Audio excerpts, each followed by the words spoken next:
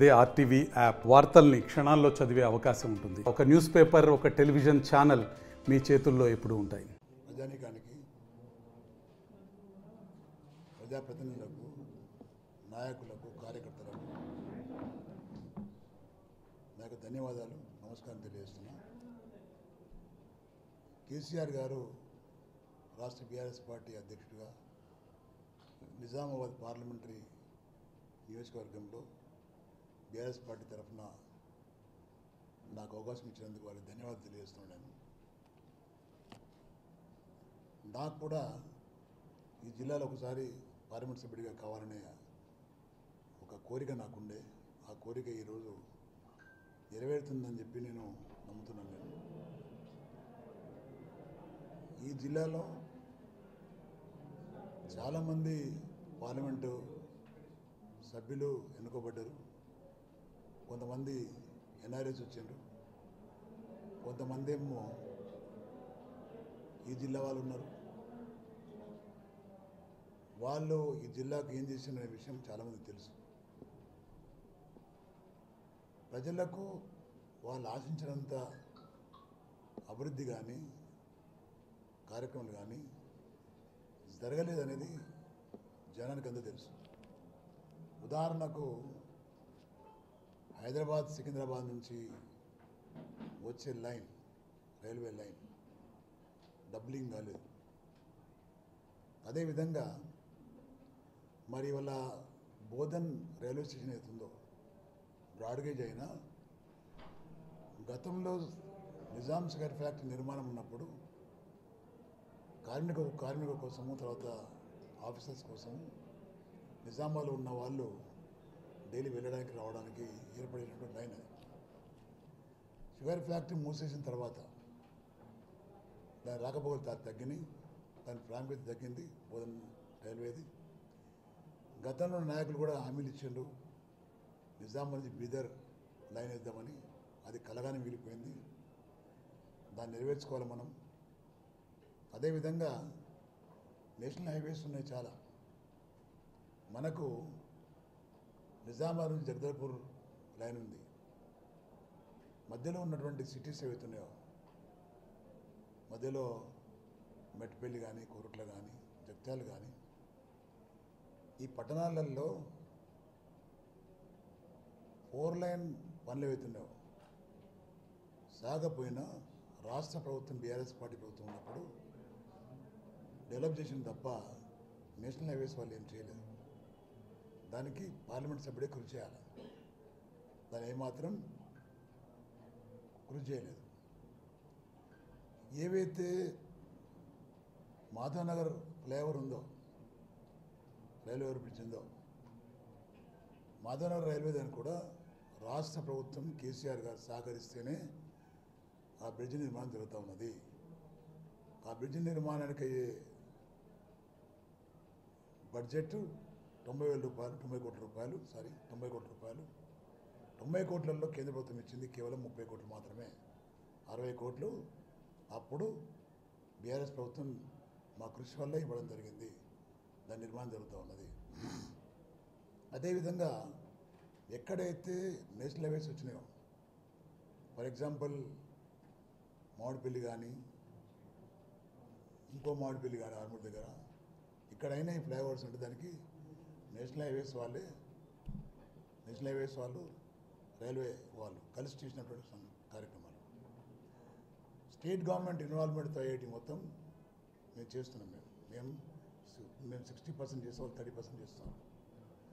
దానిలో మీ గొప్పలేమి లేవు, కేంద్ర ప్రభుత్వం గొప్పలేమి లేవు.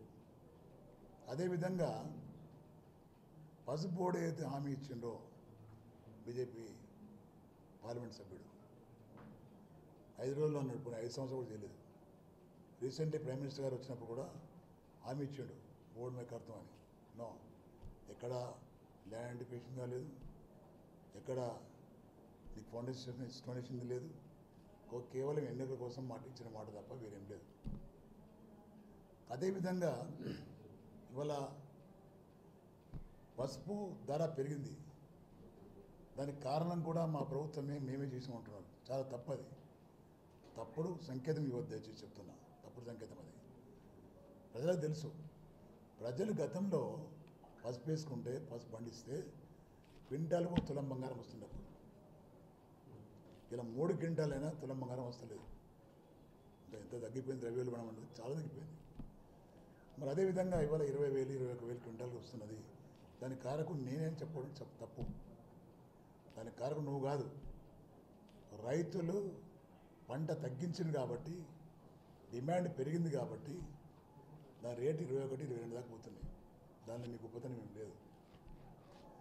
ఒకసారి పేజీలు తిరిగేసి చూసుకుంటే 2009, 10, 11, 12 దాకా వచ్చాయి అనుకుంటా, నాకు జ్ఞాపకం ఉంది. నాకు ఆ సమయంలో క్వింటాల్ పసుపు ధర 17,000 పోయింది. 17,000 క్వింటాల్ పసుపు ధర అంటే 14 ఏళ్ళ కిందంటే. అప్పుడు నువ్వు ఉన్నావా? నువ్వు లేవు కదా. నీ ప్రభుత్వం ఉందా? లేదు కదా. అంటే అనవసరంగా జనాన్ని మిస్గైడ్ చేసి పెద్ద గొంతుతో మాట్లాడితే జనం నమ్ముతారని అనుకుంటే తప్పది. అలాంటి మాటలు మాట్లాడద్దు. ఇవాళ నేను మనవి చేస్తున్న ఒకటే మాట, మనకు హైదరాబాద్ టు నిజామాబాద్ డబ్లింగ్ కావాలా, Nizamabad to Bidar railway line పొడిగించాలా, ఏవైతే నేషనల్ హైవేస్ మీద ఏవైతే ఉన్నాయో మన పరిధిలో ఉన్నటువంటి నిజామాబాద్ పార్లమెంటు పరిధిలో ఉన్నటువంటి దాని 100% ఓవర్ బ్రిడ్జ్లు ఏవైతే ఉన్నాయో మీరు నిర్మాణం చేయాలి. ఇప్పుడు హైదరాబాద్ నుంచి నాగ్పూర్ రోడ్డుకి ఎట్లా అవుతుందో, ఏ గ్రామాలలో ఫ్లైఓవర్ వాళ్ళు చేస్తున్నారు, అదేవిధంగా మనకు కూడా కావాలా. అది చేయాల్సిన అవసరం ఉంది. చాలా విషయాలలో కేంద్ర ప్రభుత్వం ద్వారా మనము నిజామాబాద్ జిల్లాకు ఇంకా ఎయిర్పోర్ట్ తీసుకోవాల్సిన అవసరం ఉంది. దగ్గరాన్పల్లిలో ఇప్పుడు మేమందరం కృషి చేసినాం. మేము అప్పుడు ఏవియేషన్ వాళ్ళు కూడా కన్సిడర్ చేసిండ్రు, పెట్టుకోవచ్చు, అనుకూలంగా ఉంది ప్లేస్ అని చెప్పిన వాళ్ళు. దాన్ని నిర్మాణం చేసుకోవచ్చు మనం. తర్వాత ఏవైతే డ్రై పోర్ట్, ఈ జిల్లా డ్రై పోర్ట్ లేదు, డ్రై పోర్ట్ కూడా తీసుకోవచ్చు. ల్యాండ్ ఐడెంటిఫై చేసుకుని దగ్గరంపల్లి చాలా ఉంది, తీసుకోవచ్చు. అంటే చాలా విషయాలలో నిర్లక్ష్యం చేసి జనాలకు మిస్గైడ్ చేసి జనాలను తప్పుదారి పట్టించి ఏదో చేస్తున్నట్టు, ఏదో పొడుస్తున్నట్టు సంకేతాలు ఇచ్చి 5 సంవత్సరాలు గడిచిపోయింది. మళ్ళా నువ్వు కొత్త వాగ్దానం చేసి నమ్మే పరిస్థితులు లేరు. అదేవిధంగా ప్రజలు కూడా గమనిస్తున్నారు. ప్రజలు ఏమనుకుంటారంటే మోడీ హవా ఉంది కాబట్టి గెలుస్తానని ధీమా నీకు ఉండిండొచ్చు, కానీ తప్పది. నీ గ్రాఫ్ పూర్తి పడిపోయింది. జనంలో ఇంతకుముందు అయితే కేసీఆర్ ఉండాలా, ఎమ్మెల్యే ఓడిపోవాలనుకున్నారు, అదే పరిస్థితి నీకు వచ్చింది. కాబట్టి మీరే అంటున్నారు బీజేపీ నాయకులు 400 సీట్లు వస్తే మాకు ప్రధానమంత్రి మోడీ అవుతారన్నప్పుడు 10 సీట్లు పోయినా కానీ మళ్ళీ ప్రధానమంత్రి అవుతారు ఆయన. ఇలాంటి వాళ్ళు 10 మంది పోతే ఏమవుతుంది? బండి సంజయ్ కానీ, అరవింద్ కానీ, ఇంకా చాలామంది మాటలు చెప్పే వాళ్ళు ఎవరుతున్నారో వాళ్ళ ఒరిగింది కూడా ఏం లేదు. ప్రజలకు ఒరిగింది ఏం లేదు, ఆ ప్రాంతానికి ఒరిగింది ఏం లేదు. కేవలం హైప్ చేసుకొని సోషల్ మీడియాలో ప్రచారం చేసుకోవడం తప్ప ప్రజలకు ఒరగబెట్టింది ఏం లేదు. ప్రజలు కూడా గమనించాలి. దయచేసి ఆవేశాలు పోకుండా, రెచ్చగొడితే రెచ్చిపోకుండా, ఎవరు పనిచేసే వాళ్ళు, ఎవరికి అనుభవం ఉంది అని గమనించాల్సిన అవసరం ఉంది. ఈ జిల్లాలో 3 ప్లేస్లు ఎక్కడంటే అక్కడ గెలిచిన వ్యక్తి నేను. 4 సార్లు ఎమ్మెల్యే అయినా నేను, సర్పంచ్ స్థాయికి వెళ్ళి వచ్చిన నేను, ఎంపీగా 2 సార్లు చేసిన నేను, సొసైటీ చైర్మన్ చేసిన నేను, ఏపీఎస్ఎఫ్సీ డైరెక్టర్ చేసిన, ఇవన్నీ చేసిన నేను. నాకున్న అనుభవంతో అపోజిషన్లో ఉన్న కేంద్ర ప్రభుత్వం ద్వారా వచ్చే నిధులు నేను సాధిస్తా, అంత ధైర్యం నాకుంది. అదేవిధంగా మనం చూస్తున్నాము, రాష్ట్రం నుంచి కేంద్రానికి వెళ్ళేది రూపాయి అయితే మనకి ఇచ్చేది 30 పైసలు, 20 పైసలు ఇస్తున్నాడు. ఎప్పుడైనా మాట్లాడినా మీరు? అదేం లేదు కదా. మేము మాట్లాడగలుగుతాం. మేము బీఆర్ఎస్ పార్టీ ప్రశ్నించే గొంతు కాబట్టి తప్పకుండా మేము ప్రశ్నిస్తాం.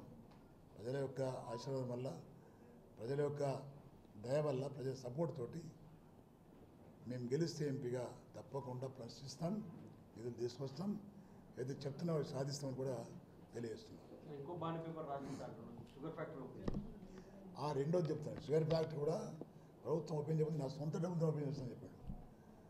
రేవంత్ రెడ్డికి మనోడికి తేడా లేదు. రేవంత్ రెడ్డికి అరవింద్ తేడా ఏం లేదు. మాటలు చెప్తే అయిపోతే మర్చిపోతే ప్రజలు అనుకుంటున్నాను. సొంత డబ్బులతో పెడతాను. ఏమైంది 5 నుంచి?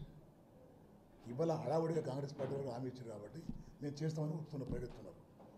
బోధన పోతున్నారు, ముత్యంపేట పోతున్నారు, అలా పర్యటనలు చేస్తున్నారు. ఇవన్నీ కేవలం పార్లమెంటు ఓట్ల కోసం చేసే ఫిట్స్. నేనేమంటున్నా అంటే కాంగ్రెస్ పార్టీ కంటే ముందు గతంలో తెలుగుదేశం పార్టీ అధికారంలో ఉండే చంద్రబాబు నాయుడు ముఖ్యమంత్రిగా ఉండే ఈ రాష్ట్రానికి, ఉమ్మడి రాష్ట్రానికి, ఆయన ఎన్ఎస్ఎఫ్ని నిజాం సాగర్ ఫ్యాక్టరీని ప్రైవేటైజ్ చేసిన ఆయన, ప్రైవేట్ వాళ్ళకి ఇచ్చేసిన ఆయన. 49% గవర్నమెంట్ది, 15% ప్రైవేట్ వాడిదని చెప్పేసి ఇచ్చేస్తే రాజశేఖర రెడ్డి గారు ముఖ్యమంత్రి అయిన తర్వాత మళ్ళీ హౌస్ కమిటీ వేసిండు ఆయన అసెంబ్లీలో. దాన్ని నేను వన్ ఆఫ్ ది మెంబర్, నేను మెంబర్ను, సుదర్శన్ రెడ్డి గారు మెంబరు, ఇప్పుడు గెలిచి ఆయన సురేష్ రెడ్డి గారు మెంబరు. ఈ పరిధి ఎంత ఉందో ఆ పరిధిలో ఉన్న ఎమ్మెల్యేలు అందరూ కూడా మెంబర్లే. రిపోర్ట్ ఏమి ఇచ్చాం మనం? రిపోర్ట్ ఏమి ఇచ్చాం అంటే లాస్ట్కు ప్రభుత్వం చేపట్టదు, ప్రైవేటైజే ఉండదని ఇచ్చారు. కాంగ్రెస్ పార్టీ అప్పుడు ప్రభుత్వము, ఇప్పుడు ప్రభుత్వం 2 నాళ్ళ ధర ఉంటుందా? మేము నిర్మాణం చేస్తాం వీళ్ళంటారు, గతంలో ప్రభుత్వం చేయదని చదిలేపిస్తుంది. అంటే ఇవన్నీ ఎందుకంటే ఓన్లీ పార్లమెంట్ ఎలక్షన్లో ఓట్లు దండుకోవడం చేసే ప్రయత్నం తప్ప వేరేం లేదు. ఇవి పచ్చి అబద్ధాలు కొన్ని పార్టీలు ఇవి. ఈ పార్టీల మాట నమ్మొద్దు. దయచేసి చెప్తున్నా, కాంగ్రెస్ పార్టీ గ్రాఫిక్ చాలా తగ్గిపోయింది. గ్రామాలలో వాళ్ళు ఇచ్చిన హామీలు నెరవేర్చలేవు. తులం బంగారం ఏది, 4,000 రూపాయల పెన్షన్ ఏది, 2,000 రూపాయలు పెన్షన్ ఏది ఆడకూతుళ్లకు, రైతు బంధు ఏది 15,000. ఆ రోజు పెద్ద డాంబికాలు పెరిగిన రేవంత్ రెడ్డి 2 పండ్లకి ఎందుకు ఇస్తాం, 3 పండ్లకి ఏమని చెప్తాడు. కౌలు రైతుకి ఇస్తా అని చెప్పిండు. ఏమైంది? 4 ఎకరాలు 4 ఎకరాలు వేసిండు, మిగతా వాళ్ళకి ఇస్తలేరు. అన్ని పచ్చి అబద్ధాలు. ఈవెన్ ఆడ మహిళలకు ఇచ్చే ఫ్రీ బస్ కూడా బస్సులు తగ్గించిండ్రు. ఒక్క బస్సులో 2 బస్సులు ఎక్కి మహిళలు ఎక్కుతున్నారు. పాపం కొట్టుకుంటున్నారు, వాళ్ళు చెప్పొద్దని కొట్టుకుంటున్నారు. దీని కారకులు ఎవరు? రేవంత్ రెడ్డి కదా. అరే పెట్టు బస్సులు ఎక్స్ట్రా చేయి. నేను ఆర్టీసీ చైర్మన్ చెప్తున్నా, గతంలో బస్సులు ఎక్స్ట్రా పెంచు, నువ్వు వాళ్ళకి ఇవ్వు. డొక్కు బస్సులు వేసి వాళ్ళకు ఎక్కకుండా నిలబడిపోయి అంటే ఎట్లయితే ప్రజలకంటే డబ్బులు పెట్టినా పర్లేదు, మాకు సీట్లు కావాలంటారు. ఇప్పుడు అది తీసుకొచ్చినప్పుడు ఇవన్నీ కూడా కేవలం ఓట్ల కోసం చేసిన ఫిట్స్ తప్ప వేరేం లేవు. ఇవాళైతే పూర్తిగా జనంలో పలసనైపోయిన కాంగ్రెస్ పార్టీ వాళ్ళు, వీళ్ళు కూడా బీజేపీ వాళ్ళు కూడా, పర్టికులర్లీ ఎంపీ అరవింద్ మాటకు మతి లేదు. ఆ మాట నమ్మ పరిస్థితి లేదు ప్రజలు. పెద్ద పెద్ద గొంతు పెట్టుకు చించుకొని మాట్లాడితే వాడు నమ్మడు. మాట్లాడి నిజాయితీగా మాట్లాడు, నమ్ముతాడు కూడా. మళ్ళీ బాండ్ పేపర్ రాసి ఇవ్వడం తెలియదు, ఎవరు నమ్మండి. నేనేమంటున్నా అంటే ఈ 2 పార్టీలు కూడా జనాన్ని మోసం చేసే పార్టీలు. మేము మోసం చేయలేదు, జనంలో ఉన్నాం మేము.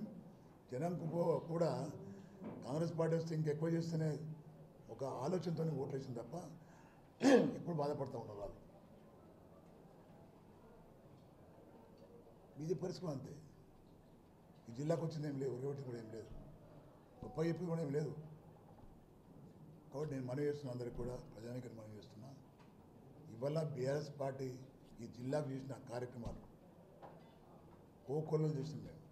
అందరు ఎమ్మెల్యేస్ ఓడిపోయినా పర్లేదు, మేము పనిచేసిన గర్వంగా చెప్తాం. మేము ప్రతి కాన్స్టిట్యూన్సీకి పనిచేసినాం. మేము రోడ్లు కానీ, గ్రామ పంచాయతీ, కొత్త గ్రామ పంచాయతీ కానీ, కొత్త మండలాలు కానీ, ఈ జిల్లాలో కలెక్టరేట్ బిల్డింగ్ కట్టడం కానీ, ఐటీ బిల్డింగ్ కట్టడం కానీ, ఇవన్నీ చాలా చేసినాం మేము.